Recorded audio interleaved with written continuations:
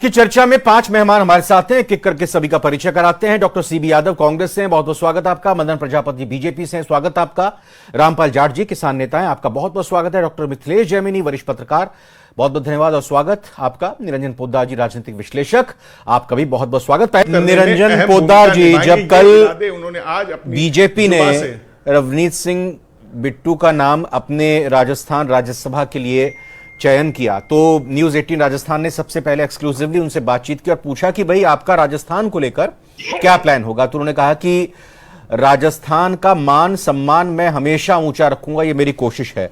और आज नामांकन भरने के बाद जब सवाल जवाब हुए तो जिस तरीके से उन्होंने किसानों के मुद्दे को उठाया और यहां मिथिलेश जैमिनी जी कहते हुए कि जो एक साजिश, जो उन्होंने शब्द का इस्तेमाल किया, कि उसका पर्दाफाश करने की उनकी तरफ से कोशिश है, आप कैसे देखते हैं इसे? क्या वाकई में ऐसा जो बयान दिया है वो चीज नजर आती है?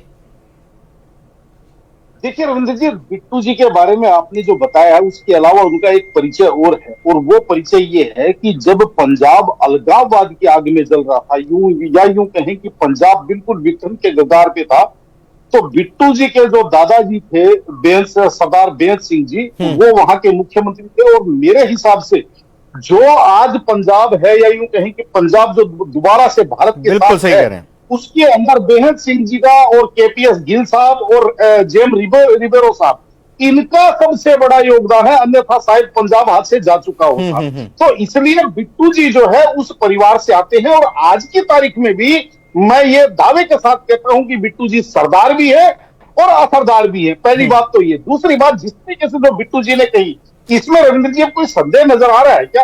क्योंकि जिस तरीके से राकेश टिकैत जी, अगर मान लीजिए कोलकाता की घटना के ऊपर पूरा देश आंदोलित है और वो उसको छोटी सी घटना बता रहे हैं, या किसान नेताओं की बात करें रविंद्र जी, मेरा यह मानना है कि नेता या एसोसिएशन या यूनियन का काम होता है सरकार और संबंधित यानी कि प्रभावित पक्ष के बीच में सेतु का काम करना। लेकिन होता क्या है, ये कहते तो है 750 किसान शहीद हो गए, लेकिन मैं दावे के साथ कह रहा हूं एक भी किसान नेता अगर उन 750 घरों में गया हो, उनके यहाँ बैठ करके आया हो, उनकी सुध बुझ ली हो, तो आप जो कहेंगे वो दंड लेने के लिए मैं तैयार हूं। लेकिन वास्तविकता जानते हैं क्या है?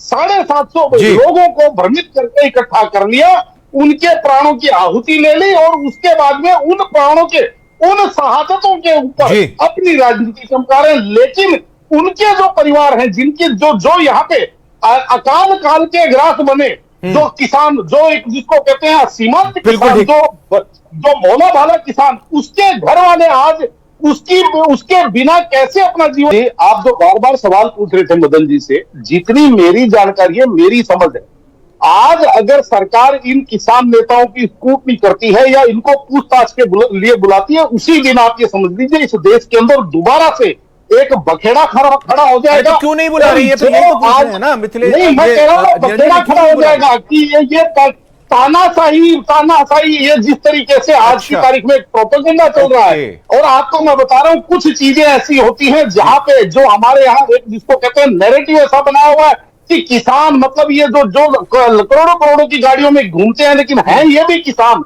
और किसान को छेड़ने का मतलब आप ये समझ लीजिए आग से खेलना। तो इसलिए कोई भी सरकार अपने हाथ नहीं जलाना चाहती। बाकी एक बात मैं कहना चाहता हूं, मुझे एक बात बताइए कि पिछले 1.5 साल के अंदर कर्नाटका के अंदर 1183 किसानों ने ऑफिशियल आत्महत्या कर ली। कौन सा किसान नेता वहां जाकर के सरकार से सवाल पूछा? किसी ने पूछा? लेकिन सब स्पष्ट दिखाई दे रहा है कि ये केवल और केवल जवाब उठे। तो निरंजन जी, आप निरंजन जी के पास आए। निरंजन जी, आप कुछ कहना चाह रहे हैं? रविंद्र जी, 2 बिंदु अभी जो कांग्रेस के कह रहे थे कि बिट्टू को पंजाब के किसानों ने हरा के भेज दिया, तो पंजाब के किसानों ने तो अमृतपाल को, जो खालिस्तान की खुलम खुला बात करता है, उस अमृतपाल को जिता करके भेज दिया। तो क्या इंदिरा गांधी जी जिस चीज के लिए शहीद हुई थी, क्या आप उसका अमृतपाल का स्वागत करते हैं? आप अमृतपाल का समर्थन करते हैं? पहली बात। और दूसरी बात रविंद्र जी, ये मैं नहीं कह रहा, एनसीआरबी के रिकॉर्ड है कि 2014 से पहले भारत के अंदर किसानों की जो आत्महत्या का आंकड़ा था प्रतिवर्ष 18,000 से ऊपर था। और आज वो घट के 6,000। ठीक है, बहुत बहुत धन्यवाद करना चाहूंगा आप सभी मेहमानों का आज हमारे साथ 8 की फाइट का मेहमान बनने के लिए। शुक्रिया।